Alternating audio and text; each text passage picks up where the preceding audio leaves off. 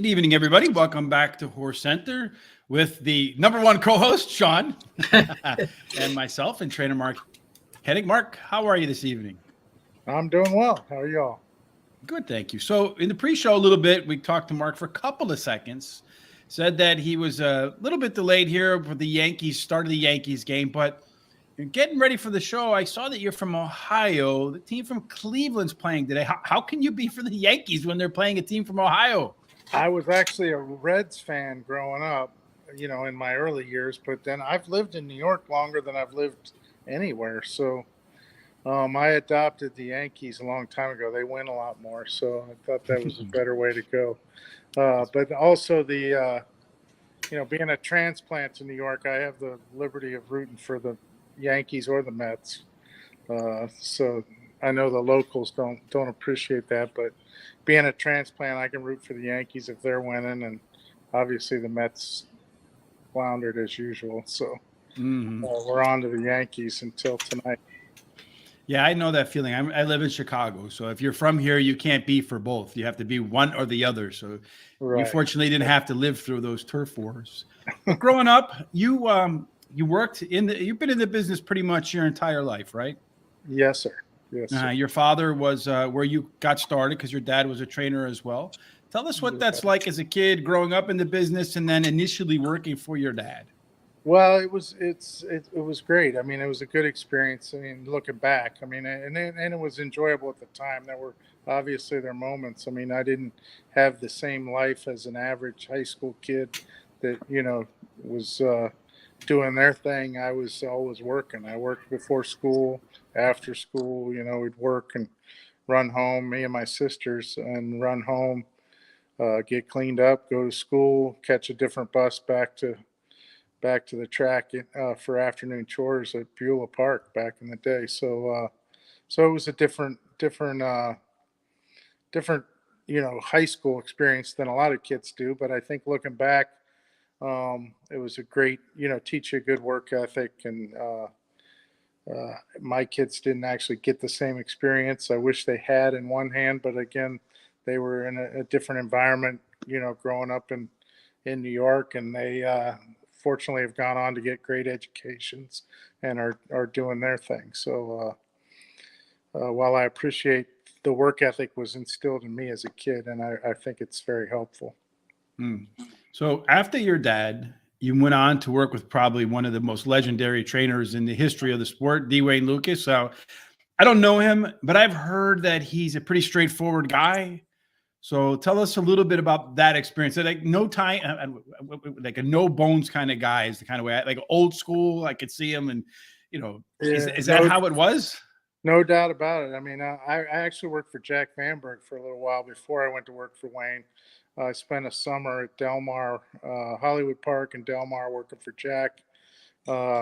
He was away he had Ali Sheba on the road at the time, so I didn't get to spend a lot of time with Jack. I knew Jack from Kentucky, and my dad kind of hooked me up with him because, it was very unselfish. My dad asked me to, he's like, if you're going to be in the horse business, you need to go work for someone else because, I'm not going to get you to where you need to be. So he got me a job with Jack. I worked out there for a while. I really wasn't crazy about California, and I wanted to get back east.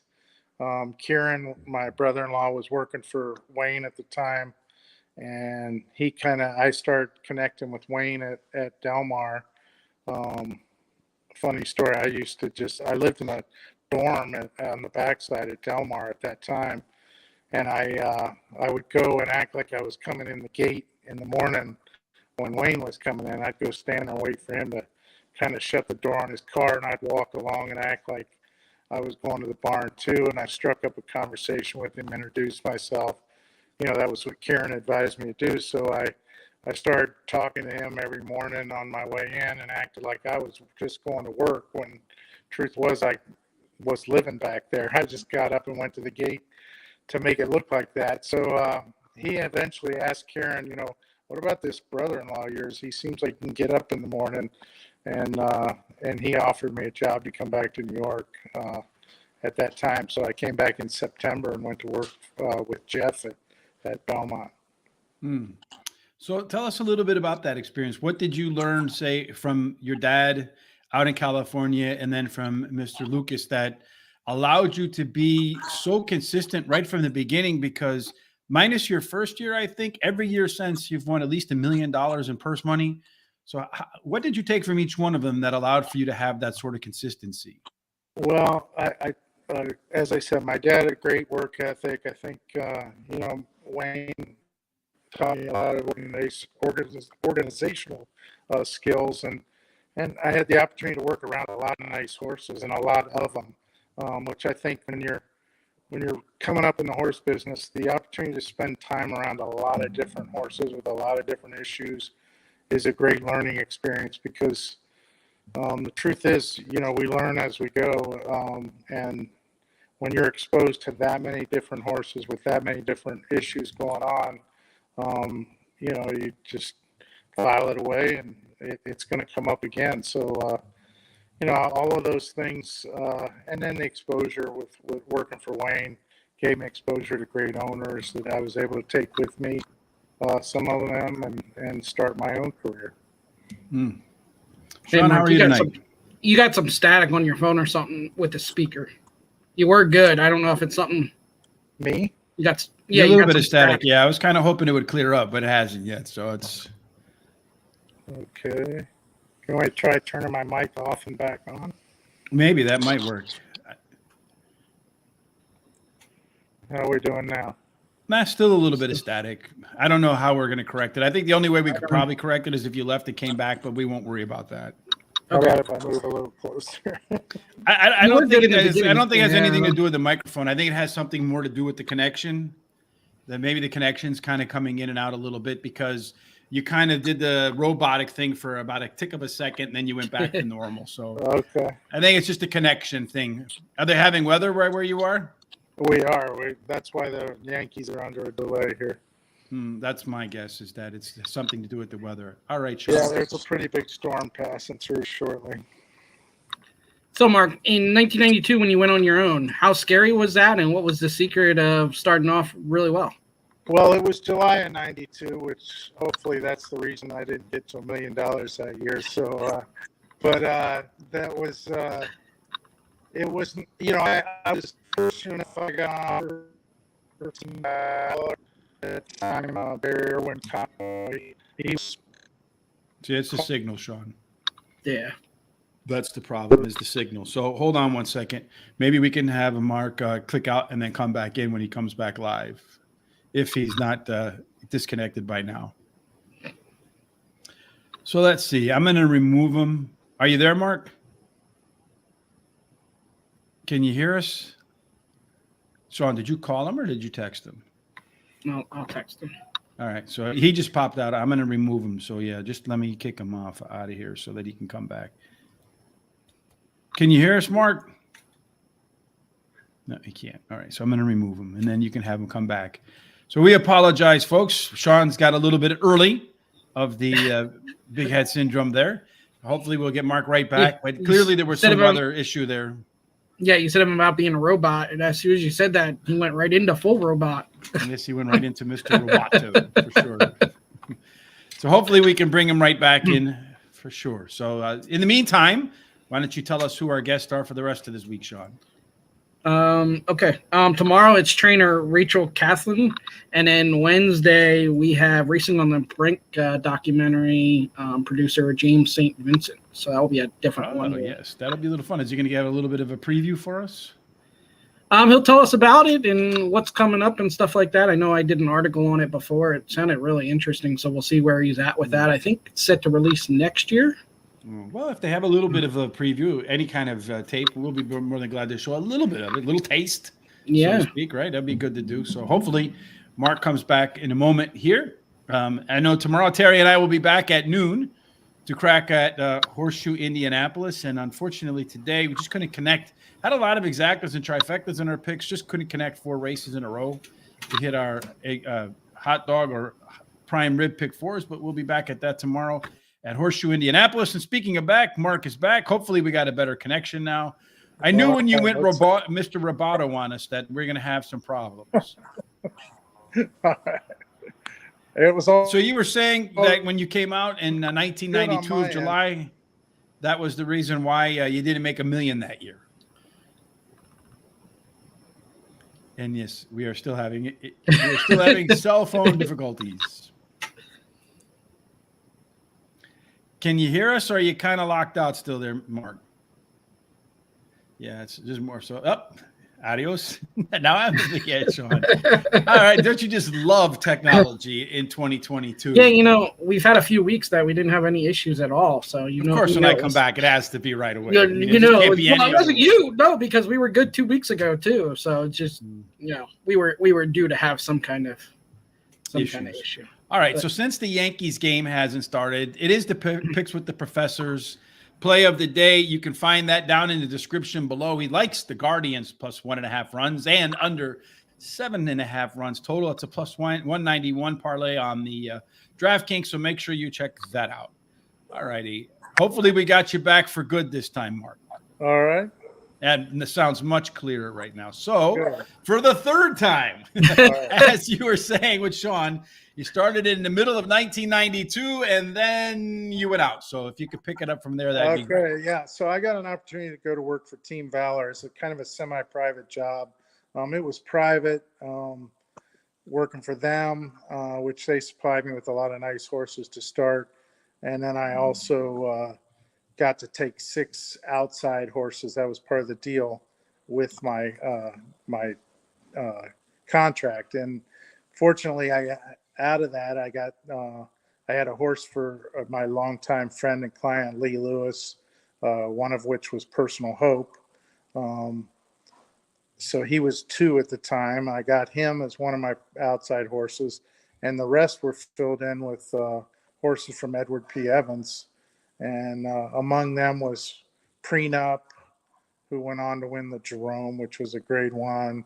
There was Silver Ghost, who went on to be a pretty decent horse. A filly named Mini Dar, who won the Camilo Urso out at Golden Gate. Just a lot of nice horses that I got to get started with.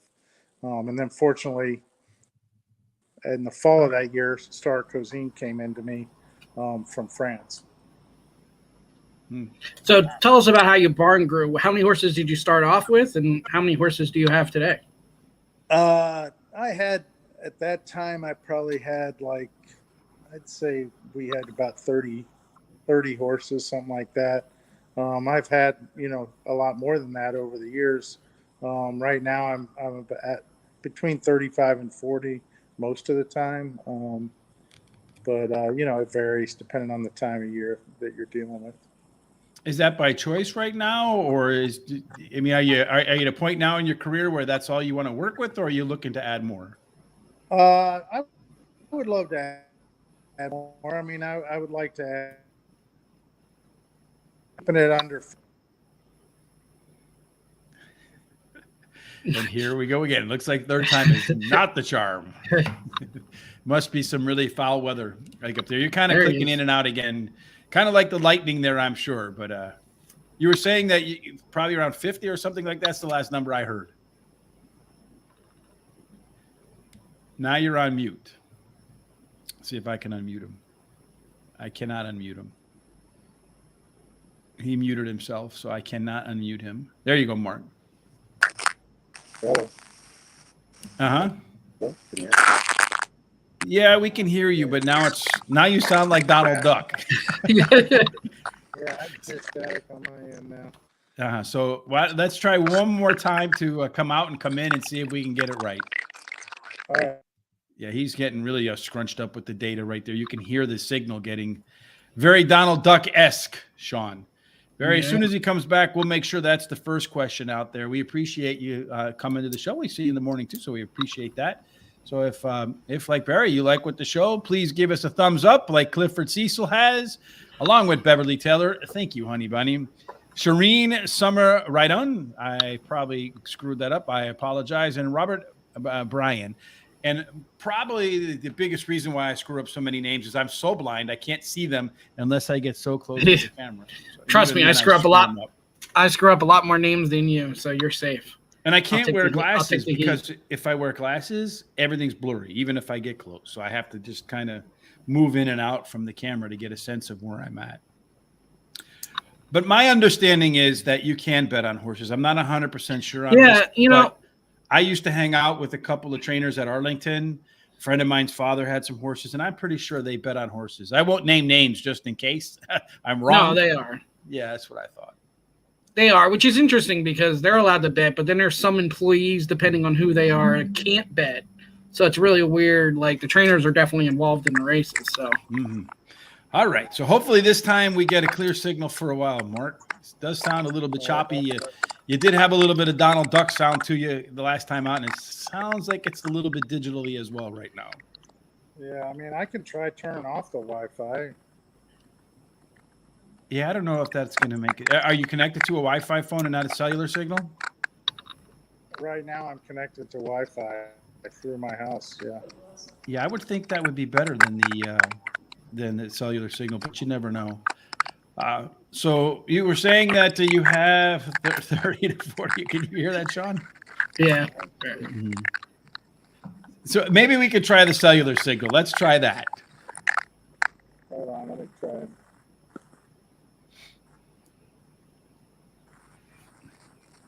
Well, there he goes. So kick him from the studio. See if he comes back in this time any better, Shawn. So we're alternating back and forth between the big guys. So we got some interesting articles to talk about in just a minute, I think, and then usually I don't have any criticisms, but today I'm about to have a couple criticisms On the articles? Something pertaining to one of those articles. Just some experiences I'm having lately. Okay. Well, that last article you sent me, I could probably spend a half hour rant on that because that kind of goes to what I've said before and what my question was about a week ago. Yeah, but I think that he's right. No, I figured you would 100%, think that. 100% he's right. But I could go on and tell you that there's a market for the outside of that. So yeah, I don't know. But we'll talk about that later. All right. So hopefully the cellular signal is the now I do hear Donald Duck. What are you watching on TV, Mark? Yeah, I just got a feeling this is not going to work so well today. Right, Shawn? You get that feeling? What's that? There you go. You sound clearer now, but when you first came back on, yes, there's definitely some signal issues for sure. So I think probably the best thing, Shawn, to do, maybe reschedule. What do you think? Yeah, we might have to. I mean, I heard it. Mark, can we hear you okay? But you can just see from the screen he's jumping in and out. So yeah, probably the best thing. Just send him a note, let him know we'll reschedule. So that we don't pop him in and out 100 times, and then he's going to hate us by the time we're done with this. We apologize for the technology. This is the world we live in 2022. There is some experiencing bad weather out in New York, which is probably interfering with Mr. Hennig's cellular signal. So we will reschedule him and try this again on a sunny, clear, cold day, soon to be out in New York, unfortunately. All right, so we'll try one more time. I think he's here, but I don't know. I don't see him. There he is. Okay. So here we're going to try one more time, Mark. Hopefully we get it right. Wi-Fi back on. I don't know if that okay. It seems like it, but you were talking about the number of horses in your barn like last week, so maybe we can pick up that conversation. All right. Yeah, so basically I'd say, like right now we carry between 35 and 40. It depends on the time of year. You ask if that's the number we like. I think 50 is a good number, if 40 to 50.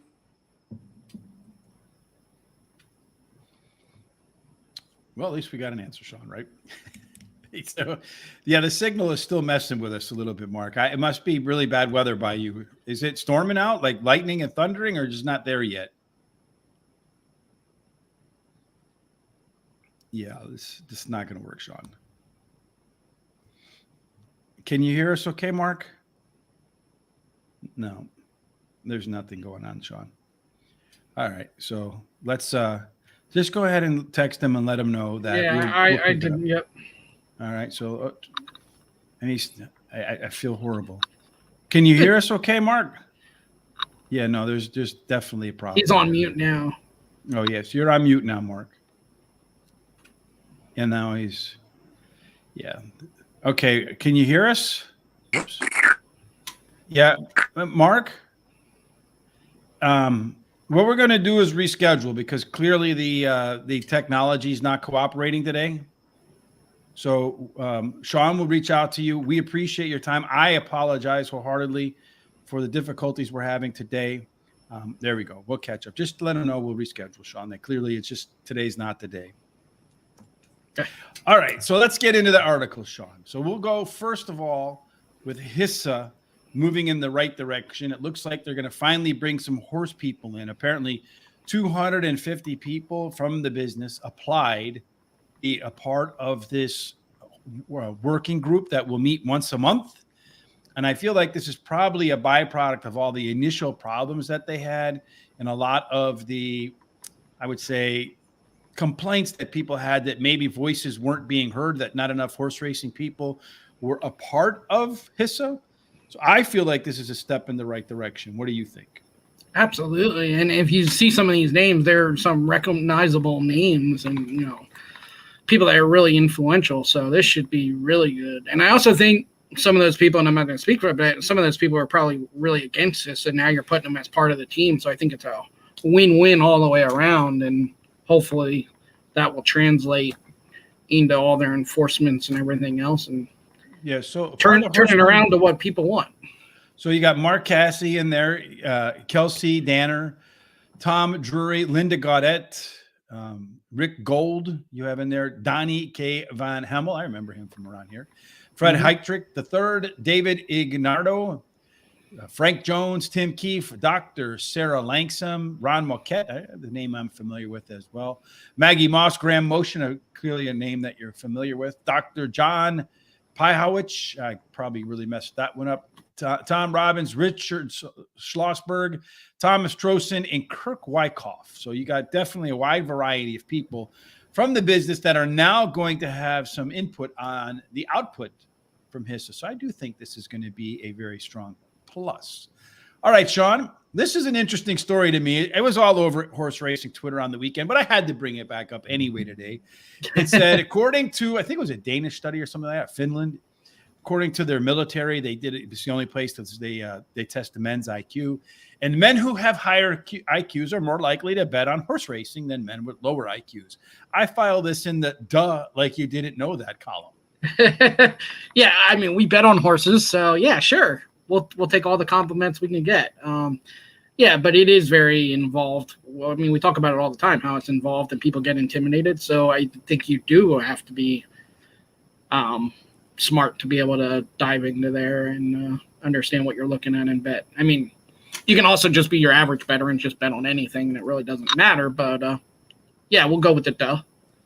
Yeah, in case you're wondering why they didn't test women, they only test the men for their IQs going in the military. Apparently, they know all the women are smart, right? But the men, on the other hand, they aren't sure.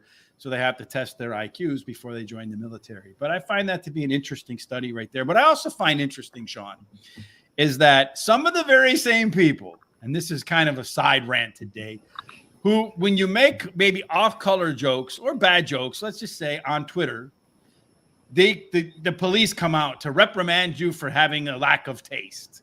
But some of those very same people have no problem making fun of men because they supposedly have high IQs, which I find kind of interesting. Some people, some animals are more equal than other animals in an Orwellian sense. Yeah, you know, social media is a dangerous thing. We talk about that all the time. I'll also say, now that I have experience with it, with TVG and Horse Racing Today, that people attack these accounts when there's a mistake or something like that. You got to understand, it's not a machine, it's not a computer, it's actually a person that does it, and people make mistakes. No, they don't. I deal with that a lot. I've never made one in my life. Yeah. All right, so the next one, and I know this is the one that you want to talk to, which is going to bring me to my subject that I want to talk about. But there's a nice little story here about, in England, Jack Keane. It looks like it's an article regarding betting. He doesn't understand why there's so much talk about personalities and horses, when the reality is horse racing is about gambling, and that if you took the gambling away, horse racing would go away. Shawn is going to argue that that's not the case, but unquestionably, horse racing goes away, or it becomes a fraction of itself if there is not gambling. I agree with him. That's two different arguments. Does it go away without the gambling? Maybe. Does 100%. The interest go? Does the interest go away? I could tell you no, because I put this question on Twitter and Facebook, and I have 316 comments on there, and I can tell you at least 300 of them are they will watch horse racing without betting on it. You have 316 people who are on there who say they will watch horse racing while they're not betting, while betting is allowed. You take betting away, they're not going to watch horse racing. I disagree. I mean, I got the proof that they would. So my thing with this is, and my thing has been forever with this, but before you don't have this question, because they right now you can bet, right? So that's people are watching without. That's a hypothetical, though, Shawn. You can bet right now, right? So there are odds. But so there's even people if you're paper betting, you're still betting. But people without even that are in states that they can't bet, they're watching horse racing. So my thing is, and it's always been, and we talk about it on here all the time, horse racing itself, the tracks have to capitalize off this. Example, Fantac with the selling the jockeys, different things like that. Stuff like that should be available at the track. I know I had a conversation on Facebook with John Peruso, who's Horse Racing Lovers on Facebook. He didn't know anything about Fantac, and he said this. Every other stadium, every other sport event, you see people walking around with people's last names on it, selling it that way. Why does horse racing not do that?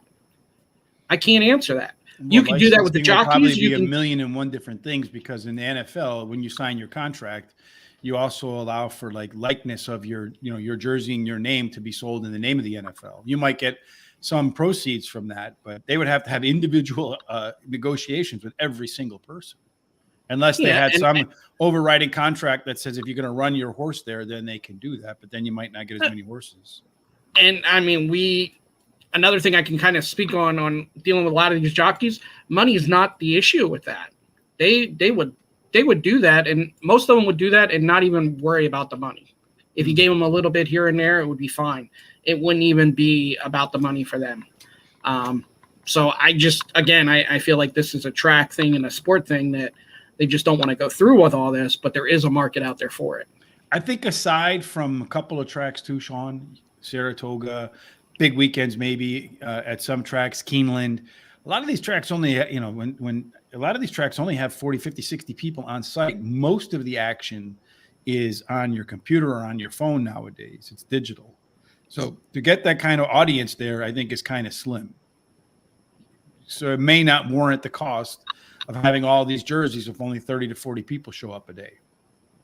Yeah, and I say jerseys, but there's other ways. There's got to be tons of other ways that you could make money off of the horses, the trainers, the jockeys, the people you see out on the track.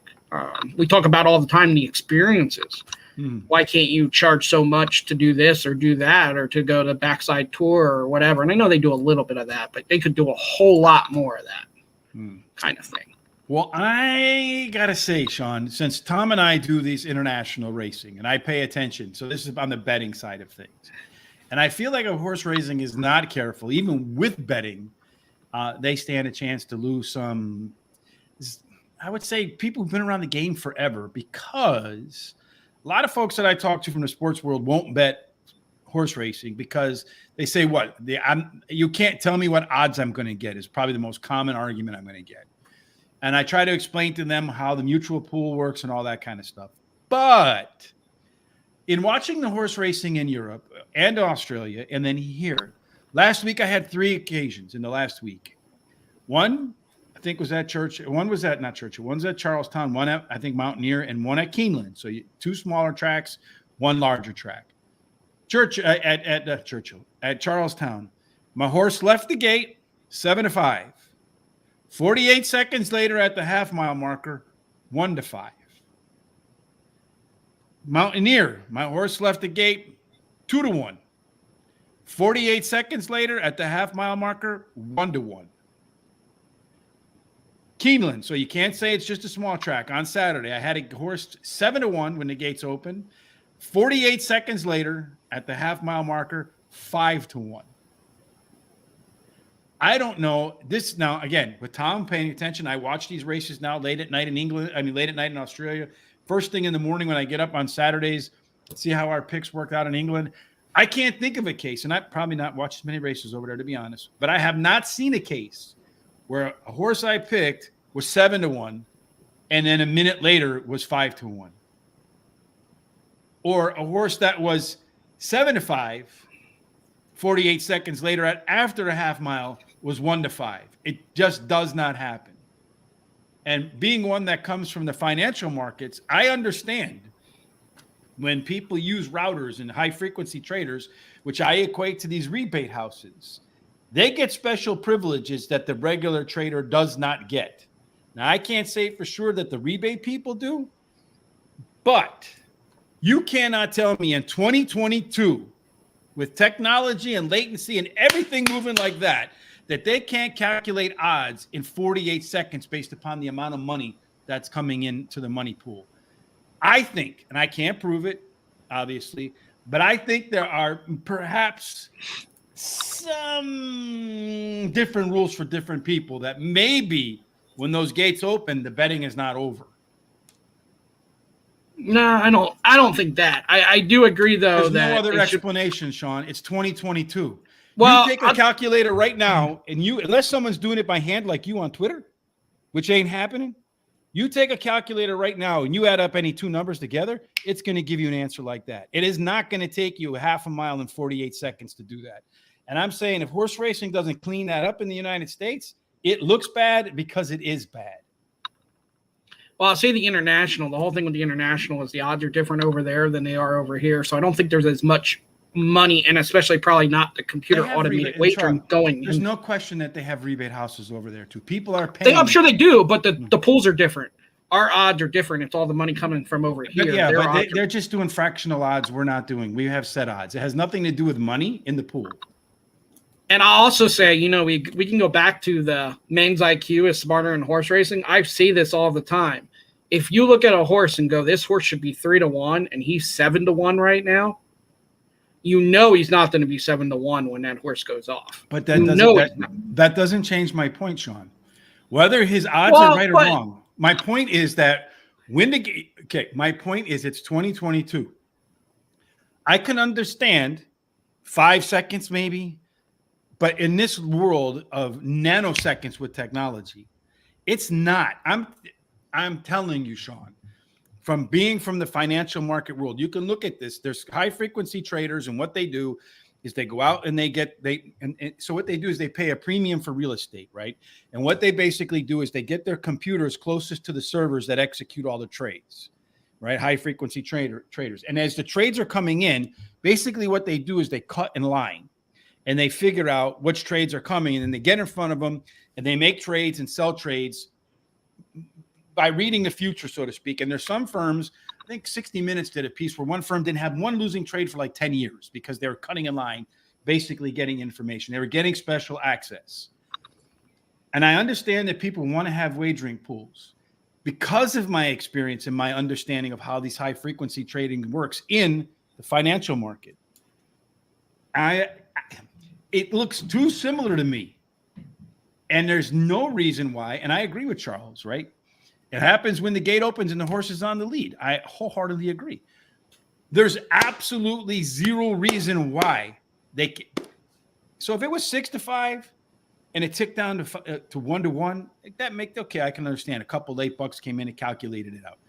But that shouldn't be at the half mile marker. That's 48 seconds. Even at Charlestown, that's 48 seconds.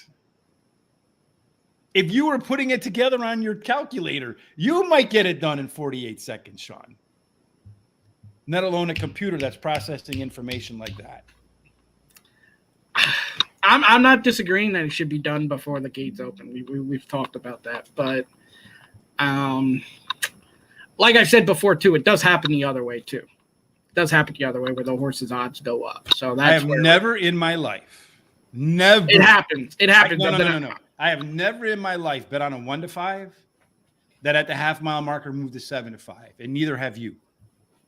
It happens. I'm telling you, it happens where these horses go up. Now, it never happens on their closer. Well, you don't know that because. Well, yeah, you would know they win. Because when I watch, I'm not watching the other horses. I'm watching my horse. Right? I want to see where he is in relation, and if he's on the lead, if the jockey's into him, he's not into him, he's got a good hold. Does he look like he's going too fast? I'm watching the fractions. There's no question, Shawn, that this needs to be corrected. And I'm not saying it's not going to be corrected. I have one suggestion that should be. One is when the gates are open, that's it. The odds, they're set. That's it. They can't move. And I understand maybe tracks don't want to do that because there might be some losses. Okay, so option B is that since it takes sometimes 48 seconds, usually takes them more than a minute to load, but when that first horse gets in, all betting is shut off. That's it. Yeah, it'll take them about a minute to load, and then by then, there's no excuses for the things to move, and they should only be allowed to move 1 tick or 2 ticks in either direction, and that's it. Probably about 10 years ago, I was at Penn National where they actually left the pools open after the gates opened. And they had to refund everything. Mm-hmm. And what they did was they went back and corrected if you had a winning weight. They corrected everything. But there for a couple months after the fact, they shut the pools down. As soon as they started loading their first horse, they shut the whole pools down. And that's if they could do it then, they should be doing it all the time. And eventually, shut it down, period. Yeah, and then eventually the bettors would know that too. So instead of getting it in right before they go off like the bettors do all the time, they're going to know, okay, I got to get it off before they start getting in. I mean, everybody would adjust to that. So their tracks aren't going to lose money. So you're talking about 1 minute at the most. And I understand. Yeah. And everybody agrees. So folks, here's the deal. We have a voice, right? We have a voice. We can be heard. Let them know that we're not going to, that this has got to stop.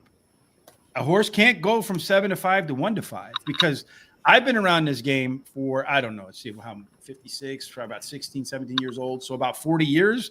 And it annoys the living daylights out of me. And at times makes me want to walk away. If I feel like walking away, think about other people who aren't experienced, who have this happen to them. They don't. Can you imagine you're a first time bettor?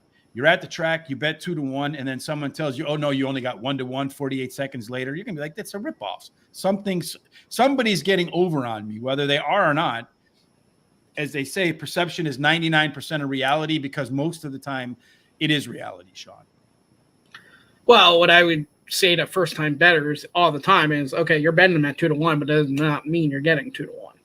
That would be the first thing when you got to tell these people that are coming into the game how it, actually works. But I understand what you're saying. So there might be 2-1 in the program, but once the race starts, right, at that point in time to try to explain to somebody, oh, no, the odds can still change while they're in the middle of the race. Anybody with any sense of reason is going to say, wait a minute, that seems hokey. Right. I understand. Right? Because we're the higher IQ people. We bet horses. I think based upon what we're talking about tonight, I think that study's been proven false quickly because we still bet on horse racing. But like I said, it does drive me nuts when people are like, oh, this horse was – certain horses, you're not going to get the odds that you see. Certain horses, that because certain horses, all that money coming in late because people don't want to show you what horse they're actually betting on.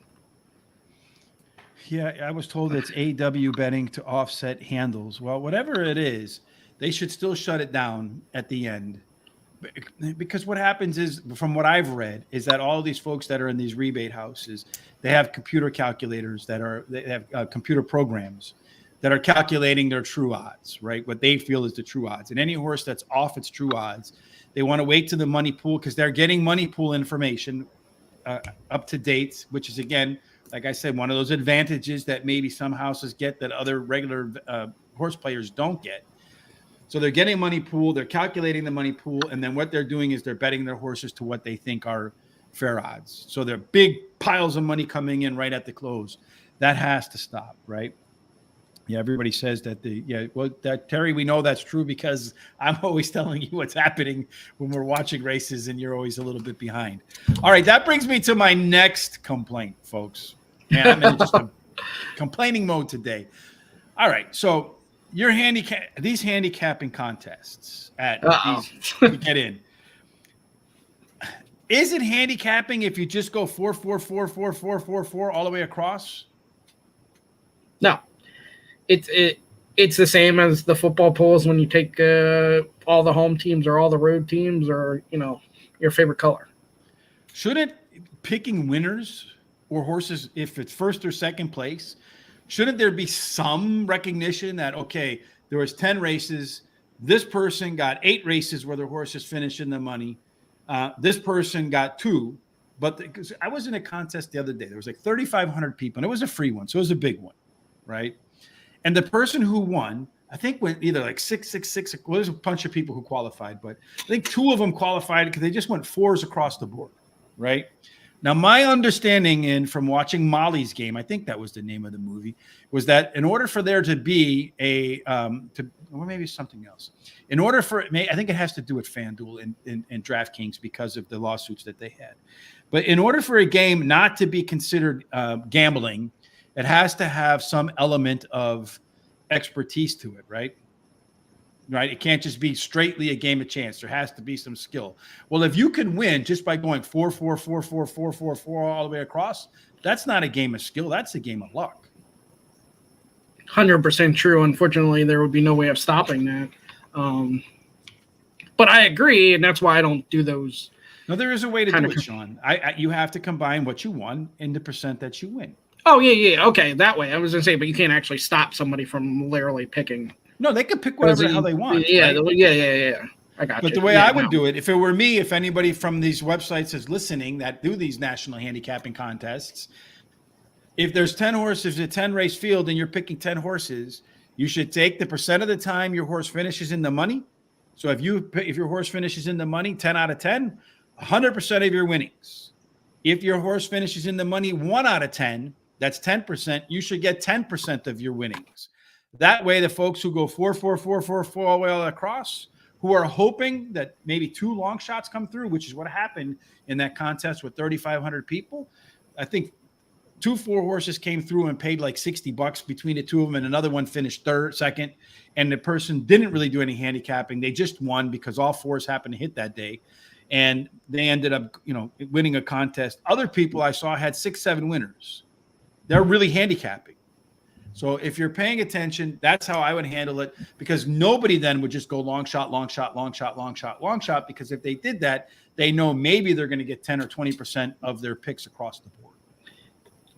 I'll say that's why I like the contest. You can find it on Derby Wars where you do the Survivor contest. You got to pick a horse in the top 3 every time to advance. I think that's more skill, and you don't have that where people are just picking long shots. It's all the same of you just move on if you get a horse in the top 3. Right. Well, I can understand, but I think you can make it where you get paid what the horse gets paid, but there has to be some mechanism that also accounts for how many horses you pick that finished in the money, because it's a handicapping contest. It's not a guessing contest. Right. So anyway, and I mean, I've won one of these. I've been in plenty of them to go. I haven't qualified for the national handicapping thing. I come close a couple times, but I just keep getting burned by people. You can see, you go look, and you look at the odds, and they either have the longest priced horse or the second longest priced horse on the money line. And that's it all the way across their picks. And they collect 2. If 2 out of 10 hit, they're going to be very difficult to beat. And I know Terry and I have both been there at the end with like 1 race to go with a chance to get in. And then some horse goes off at 50 to 1 that had no chance in the program. Nobody would bet it. Just happened to be one that won. And your person hits it, and they go from like 300th place to first place. It's the only one they got right all day. It's nuts. Yep. To go back kind of to your other subject, but not really. Another thing I've discovered lately about pools is when you're playing a race, look at the pick 3 and pick 4 pools and look to see where a horse ranks. You may have the 3rd choice that is the favorite in the pick 3 or pick 4 pool. That's a horse you may want to bet because the smart people are onto that horse and they put them a lot in the pick 3, pick 4. You see that a lot where it might not be the favorite in the race, but it's the favorite in the pool and they end up winning that race. So that's a little but most often than not, more often than not, if they're the favorite in the pool, they're going to end up being the favorite by the time. Not all the time though, but they may be close to it. But Mm-hmm. it's a little tip off that you can see before the race too. Well, money pools are another thing, and we could talk about that some other day. I know when we had on Oh, Lord help me. Tom Amos, he had mentioned that one of the things is education. And I think money pool is probably one of the most overlooked aspects of betting that there is, because you can bet a pick 3 at a smaller track and you can go long shot, long shot, long shot. But if the money pool is only $500, that's all you can win after the cut, right? And that means you're the only one that had that combination. So that's something that I always look at when I'm deciding, am I going to bet the trifecta in this race, or am I going to bet the pick 3 in this race? Am I going to bet always win bets are going to have the most money in the win pool, in the money pool. And then usually if you're looking at the exotics, the exactas will have a little bit more, have more money usually than the trifectas. Some of these smaller tracks, you'll see the dime superfecta might have more money in the money pool than the trifecta does. So you'd be better off probably playing the dime superfecta than you would be playing the 50-cent trifecta. So you're right about that. The money pools are a very much overlooked aspect of betting. That's what I love about like the Breeders' Cup and which is coming up, and we'll have our wagering guide, so make sure you check that out. What I love about Kentucky Derby Day and all these big horse racing days, because the money pools are bigger, and that gives you fairer odds when you get some of these exotic payouts. So yes. So when you're looking and you're deciding, do I want to bet an exacta or a trifecta, look at the money pools, see which one is bigger, and then decide for yourself which one you want to. Because if the exacta pool is 70,000 and the trifecta pool is 3,000, you want to be in the exacta pool. Right. All right, Shawn. That was the most complainingest show I think I've been a part of. And I usually don't complain very much about this stuff, but I do feel like, because I said I watch these foreign races now, and I don't see these odds changes like I see here. Something is different here, which like what's the old saying? If it walks like a duck and quacks like a duck and craps like a duck, it's probably a duck. Well, like I said, yeah, that's the saying. But like I said, too, the international pools, there's not a ton of money from us going into the international pools. That's why you don't see the odds change all that much. But there's money for our side. It's money in their pool, yes, but it's a different odds bid. We don't watch their odds. Here's why that's not it. The smaller the money pool, the more likely the odds are to change, because a little bit of money either way can push an odds up. The bigger the money pool is, the less they can move. Because it's much harder to steer a big ship than it is a smaller ship. But when you're watching Australian racing and stuff like that on TVG and stuff like that, you're not seeing their odds, you're seeing our odds. They'll talk about their odds a little bit on the TV screen. That's our odds. That is our odds.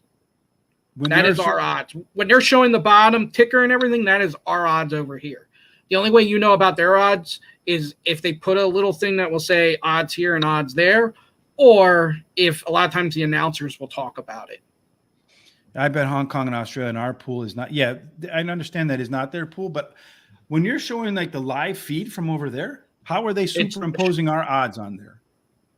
Well, it's the TVG ticker that will say that will have the odds. So the odds are usually on the right-hand side, right? Or somewhere in there when you're betting, so you can see what and it's a TVG thing, and it's our odds. Yeah, but the TV feed itself, the signal is from over there. The signal is from over there, yes. Right. So when they're showing the TV feed over there and the odds are on the screen, not in your account, but on the actual TV screen from their feed, that has to be their odds. No, because TVG they'll put our odds on there as well. Now, if you're looking at the toad or whatever they have over there and you see it on the track, you might see it. But other than that, what they're featuring is the odds that you're going to get and the odds from our pool. So when you're watching the TV over there, when you see a video over there, when you're watching, when I'm watching on Twin Spires, this doesn't make sense to me. So you're going to have to explain this to me. But when I'm watching it on TV and the announcers are talking, and on the bottom, not to the side where you're making your bets, but on the actual video feed, right? There's usually odds that are on that show all the horses' odds, right? So you're telling me that we're superimposing our odds on there, and they're intuitive enough to know to talk about our odds and not their odds? No, that's not what I'm saying. That's not what I'm saying. But I'm just making it clear that there are two different odds, and a lot of times when you're watching on TVG and stuff, they're showing you our odds. They're not showing you their odds. They'll talk about their odds over there. A lot of times you'll see like Jeff Stafford and stuff say, over here you're getting 5-1, over there you're getting 7-1 or whatever. Like you'll hear that. Well, when I watch Australian racing on like Twin Spires, they don't have people on their show. They have the direct feed from the track. You know what you understand what I'm saying? But then also the odds you see in the accounts going to be totally different. Yeah, the feed is correct, but not our odds. Yes, I guess that's what I'm saying. What they're showing us is their odds on the video screen. Not necessarily the odds you're going to get betting here, but I'm saying when I look at the odds on their screen, so if a horse on their screen, so when they're running, they're not showing our odds on the screen when the horses are running around the track. They're showing their odds because it's their video feed. I'd have to check into that one. I don't know. I know the odds get very confusing with that because the odds are so different. But you're talking about the betting pool. I'm talking about what you see on the TV screen. I understand. And it would be impossible for them to superimpose our odds onto the screen for us to see them, and for the announcers in Australia to say the odds on the 7-horse are 6-1 when they're 8-1 there. Well, if you're seeing 6-1 and 8-1, that's usually not correct anyway, because a lot of times they do their market different. They show the odds different. We'll have to pay attention to this, and we'll keep you updated. Yes, because what you're saying doesn't make any sense to me because I see what I see, and I see they'll do 23-5. We don't do 23-5, but we'll make it 5-1 or something along those lines because we'll just round up around or 9-2, whichever way the money breaks. But what I'm talking about is on the screen below when the horses are about to run. I'm not talking about in your account when you can look over there and see what the odds are in your TV. I'm talking about the actual TV feed. I understand. I'm just telling you that TVG. And I'm telling you the TV feed, TVG odds. The TV feed from Australia are the Australian odds. There's no end ifs or buts about it. Okay. Maybe TVG, but I'm using Twin Spires a lot for my account. And I'm telling you, there's nobody commenting over it. It's just it is a feed directly from Australia, and you're seeing their odds. And watching their odds, I never see horses fall in price. Like I said, some of their markets are different too. Some of their markets, they'll tell you exactly. They're not telling you odds. They'll tell you the win. It's 1440 is the market. Like that's what it will pay to win. They're not showing you the 5-1 or 6-1. They're showing 1440 would be 6-1, right? Mm-hmm. Yeah, that's what I'm saying. Right. Yeah. But they're a little more specific, so which even gives more credence that they're using something. So if they can tell you exactly it's going to be 1440, it's telling you that their tote system is incredibly better than ours. Because we don't even know that. All we know is at 6-1, we're going to get our 12 plus our 2 back. We don't know if there's any change on top of it. Look at the photo finishes. It's the same thing. I mean, they hit the wire and they can tell you in 3 seconds who got there. And we can't do that. So I don't know what they're doing over there that we're not. But whatever it is they're doing, we should think about incorporating it some of over here because that stuff is for the birds, so to speak. All right, Shawn, that takes us wire to wire. Any final thoughts before we get out of here today? Jockey Survivor contest is finally over after 22 days. Congrats to David Biddle, winner of Jockey Survivor contest number 3. Yeah, I think 22 days is about what the first one went as well. The second one went a little less, I believe. We'll do number 4 at some point. I'm taking a break from it for now. Yes, and I get that question for not getting those shirts ready yet because somehow the thing got screwed up and I have to recreate it. So I will get them done. I bet Australia our odds 12-1, but the horse is even money there. Yeah, that's what I'm saying. But that's not what I'm talking about. I'm not talking about the odds we get from our pool. I'm talking about the odds you actually see on the video screen, the video feed, not the American money pool. I understand. In any case. All right, Shawn. That takes us wire to wire. We'll see you tomorrow, Terry and I, for Horseshoe Indianapolis. I hope your ears don't hurt from all my complaining. But we do have a voice because we are the bettors. So please make sure if you agree with me or do you agree with Shawn that odds don't matter and you would watch horse racing anyway, wouldn't happen. But if you do agree with Shawn, but nonetheless, we do have a voice. Let them know, hey, there's no place for this crap in 2022. When those gates open, those odds shouldn't move very much, and let your voice be heard. Be loud, and let the folks know on Twitter. This has got to go. Time to come into the year 2022 with our technology for tote. All right, Shawn. Absolutely. Whether you have a 7-5 that ends up at 1-5, or a 2-1 that ends up at 1-1, or a 7-1 that ends up at 5-1, 48 seconds later. no matter what their odds end up at, Shawn, we certainly hope, nonetheless, they end up in one place. It can only be The winner's circle. Absolutely. Have a fantastic evening. Thanks for joining us once again. Terry and I will see you tomorrow.